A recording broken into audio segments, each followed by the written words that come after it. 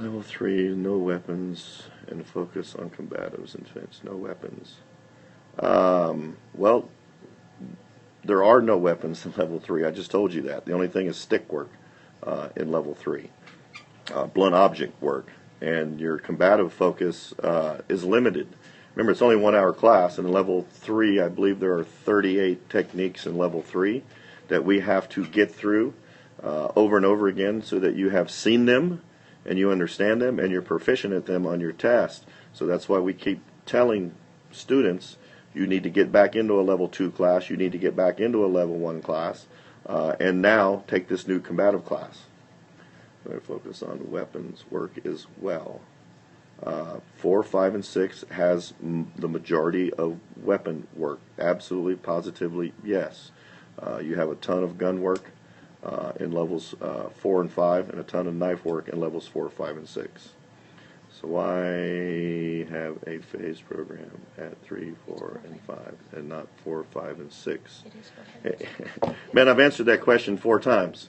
It is not level 3. It is people who have passed level 3 that are actually working on level 4. So it is a level 4 phase. You need to understand, if you're a level 2 student, you are working on becoming a level 3 student. You have to pass the test first. Okay, so these are people who have passed level 3, who are currently working on level 4, not level 3. So we've addressed that one on several occasions here now. Okay, and we will definitely monitor that and make sure that you are in the appropriate class during this phase training. We will not let anybody in who has not passed successfully level 3 and working on level 4 material. What we're talking about, the other thing, it was the blended classes. Yeah, the blended classes are simply a necessity of having a big enough class to justify having a class. So we start setting up the curriculum, and we set up level 1s only, and level 2 only, and level 3 only, and level 4 only, and level 5 only. We set it up based on how many people have tests that should be coming to these classes. And lo and behold, they don't.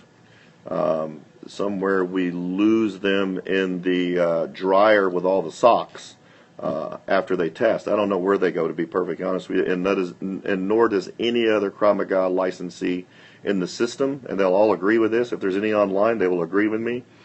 Somewhere after level 2, they start disappearing. Now, in my system, we tend to keep them in the fitness classes, but after level 3, they definitely start disappearing. So in order to justify having a class, we go back and start creating some blended classes, hoping to bring people up and get a big enough group to justify having more and more classes. Now, I'll be perfectly honest with you, we have more classes in our 2 locations than anybody in the country.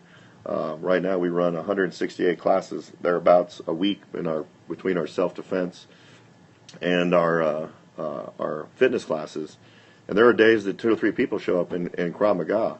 And it's real hard as a business owner to justify having an instructor in there when you only have a couple of people showing up. But we virtually have hundreds of people who have successfully passed at that level that should be there. So it's nothing I have control over. Why they don't show up, I have no idea, and nor does any other business, the Krav Maga business in the country, because I have this conversation with people all the time. Where do they go?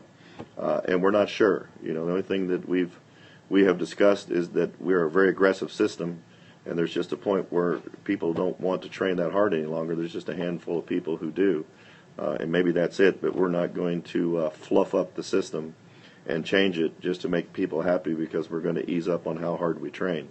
But if people show up, I have no problem adding classes, and everybody who knows me knows that. I'd just soon have 250 classes a week if there are plenty of people in the room. So you get them to show up, and you have my word, I'll have the class. Hopefully, yes, it does. Yeah, I agree with you. The blended classes do have an advantage that it's giving you material ahead of time that you're going to be working on. And there's not a big stretch between levels 1 and 2. There's and 2 and 3, because you're always going back and working on the combatives of both of those levels. But like I said, you're always reviewing the past level as well. So to be honest with you, I like them. It takes you a bit longer to move forward because I believe it's one. We alternate days, right? Mm-hmm. So one day is level 1, one day is level 2, one day is level 1, one day is level 2. We go back and forth. So you don't quite move through the system as fast to test, but you are seeing 2 levels of material. So when you actually get there, you're familiar with the new material that's coming on. And be real honest with you, and this comes from instructor training, instructor certification. When we go up to get certified as instructors, half our time is spent on learning to be more proficient at the level we're going to test on. Then the rest of the half of the week that we're there, we are reviewing material that we will come back and test on one day. So if it's a level 2 instructor phase test, we will be doing a lot of level 3 training while we're up there as well. So this is based on that same principle. But I will admit, you will not test quite as fast because you're not seeing the material quite as often. But as the classes build, then we go back and start dropping in level 1s only, level 2s only, level 3s only, level 4s only, and have those classes where you're spending all your time on just that material, not going back and forth. So hopefully that'll answer that for you guys. Do we have anything else on your list? Any other questions you guys may have you want to pop up on? Well, we're still broadcasting live. We don't have any commercials. Do we have anything we can sell? Like cheeseburgers and hot dogs and popcorn and stuff like that. That would be cool. What else? Do we have anything new coming up? We'll be in Boston with RevU. Let's see, the last weekend of this month, first weekend of October, for you guys out there that are going to come to RevU. We look forward to seeing you guys out there. We will be introducing a new class that we have put together with RevGear. It's called Rev It Up. It's a HIT class, high-intensity training. It's a killer class using female self-defense classes.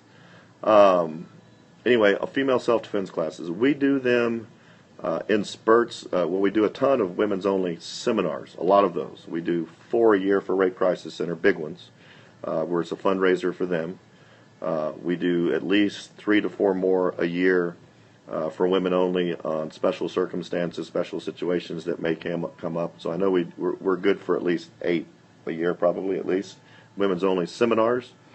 We have tried women's only self-defense classes within our centers, and they start out big, and by the second week they're down to nothing. And I really, to be honest with you, if you have an answer for that, I'm all about it. But we don't know why it just dwindles away. We may start it and we'll have 20, 30 ladies show up. 2 or 3 weeks into it, we're down to 5 or 6.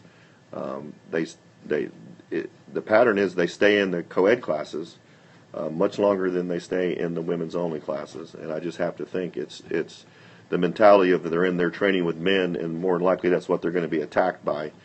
So they enjoy training with the guys as opposed to girls training with girls.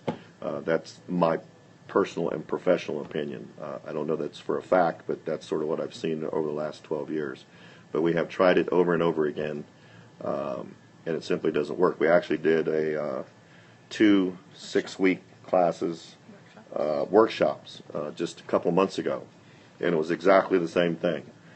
We had about 25 to 30 women show up initially, and by the third, and they were only trained how many days a week? Twice a week? Just twice. It was twice a week, and by the third week, it was down to 4 and 5, and that was it.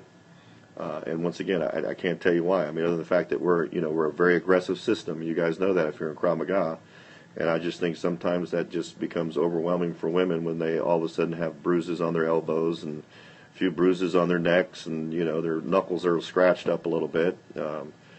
Even though we're wearing protection, it's Krav Maga, for God's sakes.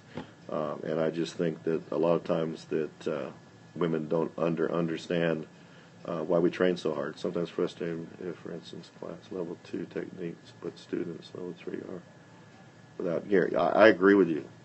We have that equipment talk all the time. And we, as a matter of fact, we just had that meeting about equipment, and we're getting down to the point where we're just going to have them bow out of class if they're not going to have their gear. If you're taking a blended class, then you need to have your gear, plain and simple. So if you're a level 1 student taking a level 2, you got to show up with your shin guards, not headgear, but you got to have your shin guards. If you're in a 2-3, then you definitely need to have your headgear and your shin guards and your 16-ounce gloves. So we're going to start dropping the hammer on that a lot harder than we have been. now that we're having a few more blended classes. And it's if you don't have your equipment, then you don't get to take the class, and that's going to be the policy that we're starting going into this week and going into next week and the future weeks to come. Why somebody would show up without equipment is beyond me in the first place. I mean, we still have guys get on the floor without growing protectors on, and I don't understand why that anybody with their right mind would do that unless they just want us to fix them for free without going to see their doctor. We can certainly do that because we're all about going to the groin on a regular basis. You guys know that. What other questions do you guys have out there that you'd like to ask? So that addresses the phase. The combative training, once again, get into the combative training, Krav Maga combatives. It will improve your skill set a bunch. And then the blended classes, those have a purpose. Once again, but if you can get more of your people to show up, your friends to show up, and create bigger and bigger level-only classes, then I will go back to that and focus on those. But once again, just like some of the stuff that's popping up on the screen, there are a lot of people who truly like the blended classes. No, it is not. The question was, is combatives a substitute for fit to fight? Absolutely.